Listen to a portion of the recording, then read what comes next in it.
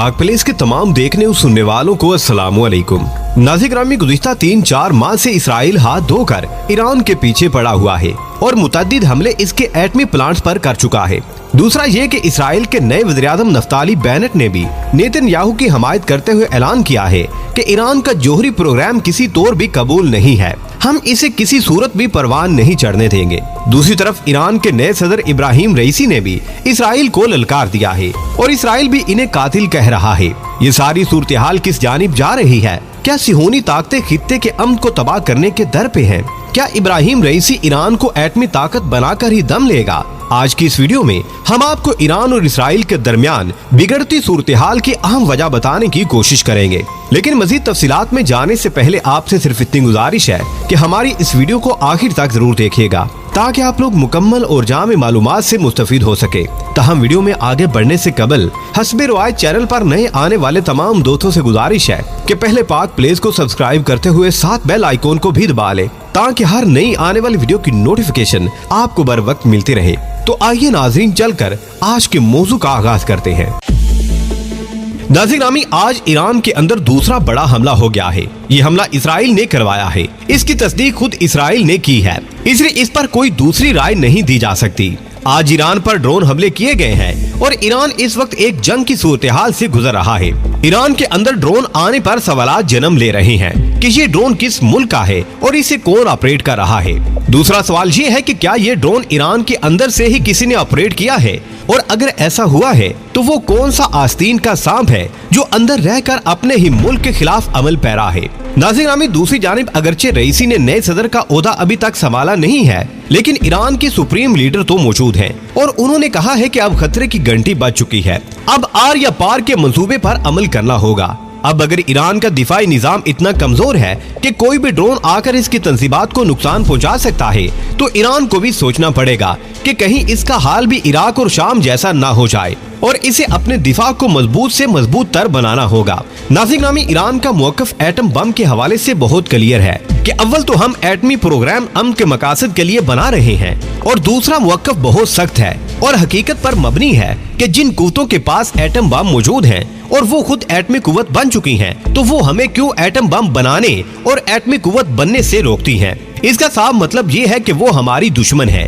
और हमेशा हम पर अपनी ताकत का रोब रखना चाहती हैं और हम ये हरगिज़ बर्दाश्त नहीं करेंगे। अगर अमेरिका एटम बम बनाएगा तो हम भी बनाएंगे और यही इंसाफ की बात है, और अगर इसराइल बनाएगा तो हम भी बनाएंगे।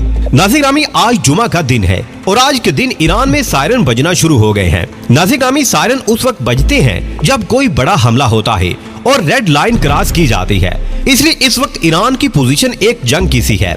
ईरान की जोहरी तंसीबात पर भी हमला किया गया है और यके बाद दीगरे 2 हमले किए गए हैं और ये हमले रईसी के सदर बनने के बाद किए गए हैं। नाज़रीन, हमने पहले भी एक वीडियो में बताया था कि इसराइल और अमेरिका रईसी की हुकूमत से खौफजदा हो चुके हैं और अमेरिका ने तो इराक से वापस जाने का भी फैसला कर लिया है कि रईसी इराक में अमेरिका का ही रगड़ा ना निकाल दे। इसराइल अपनी जगह खौफजदा है कि ईरान का सदर एक कातिल है और एक कातिल से कुछ भी तवक्को रखी जा सकती है।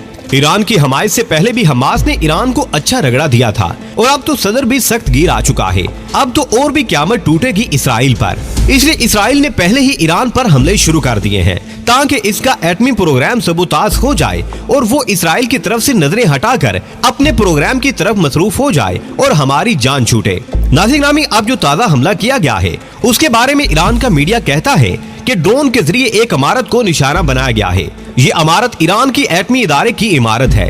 इससे साफ जाहिर होता है कि इसराइल ने ईरान की एटमी तंसीबात को निशाना बनाने की कोशिश की होगी और ऐन मुमकिन है कि निशाना चूक गया हो और साथ वाली करीबी इमारत इसका शिकार हो गई हो जो एटमी इदारे की इमारत थी।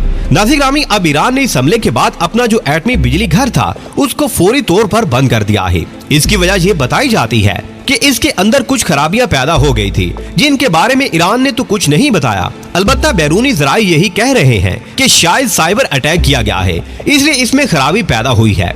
नाज़रीन, इसके साथ साथ ईरान और अल जज़ीरा टीवी की रिपोर्ट ये है कि बुध के रोज भी ईरान पर एक हमला किया गया है।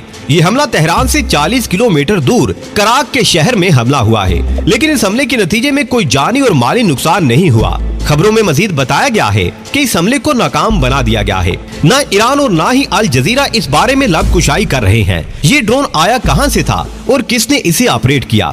नाज़रीन, मीडिया पे जो खबरें गर्दिश कर रही हैं, उनके मुताबिक ये हमला इसराइल ने किया है। लेकिन सवाल ये पैदा होता है कि इसके सबूत क्या है? क्या वाकई ये हमला इसराइल की जानिब से किया गया है? तो इसका जवाब ये है कि अप्रैल में इसराइल ने सेंट्रीफ्यूगल को नुकसान पहुंचाया था ईरान के अंदर। इसके बाद मोहसिन फखरीजादे को भी जदीद टेक्नोलॉजी का इस्तेमाल करते हुए शहीद कर दिया गया था। उसके अलावा भी बहुत सी कोशिशें की गई ईरान के एटमी प्रोग्राम को खत्म करने के लिए। इससे यही अंदाजा होता है कि इसके पीछे भी इसराइल ही है और इसी ने ये ड्रोन भेजा होगा। नाज़रीन, अब उस स्टोरी की तरफ भी आते हैं जो नेतन्याहू के बयान की तरफ इशारा करती है। नेतन्याहू ने अपने बयान में कहा था कि इसराइल ने ईरान की जोहरी तंसीबात के बारे में तमाम रिपोर्ट्स की फाइल उड़ा ली है और हमारे एजेंट इस कार्रवाई में कामयाब भी हुए हैं। और दूसरी जानिब ये भी इंकिशाफ किया गया कि इसराइल की खुफिया तंजीम मुसाद ईरान पर हमले में मुलविस है और जो भी हमला ईरान पर होता है और ईरान की जो भी शख्सियात कत्ल की जाती है उसके पीछे मुसाद का ही हाथ होता है। नाज़रीन, दूसरी तरफ इसराइल मुसलसल ईरान को और ईरान के साइंसदानों को धमकियां देता चला आ रहा है कि इस जोहरी प्रोग्राम से पीछे हट जाओ वरना मोहसिन फखरीजादे जैसा हाल तुम्हारा भी करेंगे और जिस तरह कासिम सुलेमानी को कत्ल किया गया है तुम्हारी भी बारी आ सकती है। लेकिन जैसा कि आप सब नाज़रीन को इल्म है कि ईरान भी दबने वाला मुल्क नहीं है, वो भी ईंट का जवाब पत्थर से देने का आदी है। इसलिए उसने भी आशगाफ अल्फाज में कह दिया है कि फलस्तीन से परे हट जाओ और इसे मत छेड़ो वरना जब हम छिड़ेंगे तो तुम्हें बता देंगे कि मौत क्या होती है। और सच्ची बात यही है कि ईरान के नए सदर इब्राहिम रईसी इसराइल के लिए मौत का परवाना बनकर आए हैं और इसराइल इस बात को भी मानता है कि जितना खौफ हमें रईसी से है इससे पहले किसी से न था। दूसरी तरफ हमास भी डंडा लेकर डट गई है और इसने भी इसराइल को कहा है कि तिल अबीब पर हमारे मिसाइलों का इंतजार करो। आने वाले वक्त में हमास कौन सा लाहे अमल इख्तियार करने वाला है ये तो जाहिर है आने वाला वक्त ही बताएगा। प्यारे दोस्तों, आज की वीडियो में बस इतना ही। हमें आज भी पूरी उम्मीद है कि आज की ये वीडियो भी आपको बेहद पसंद आई होगी। वीडियो पसंद आने की सूरत में इसे लाइक कीजिए, दोस्तों से शेयर कीजिए और कमेंट सेक्शन में हमें अपनी कीमती राय से जरूर आगाह रखिएगा। अल्लाह निगहबान।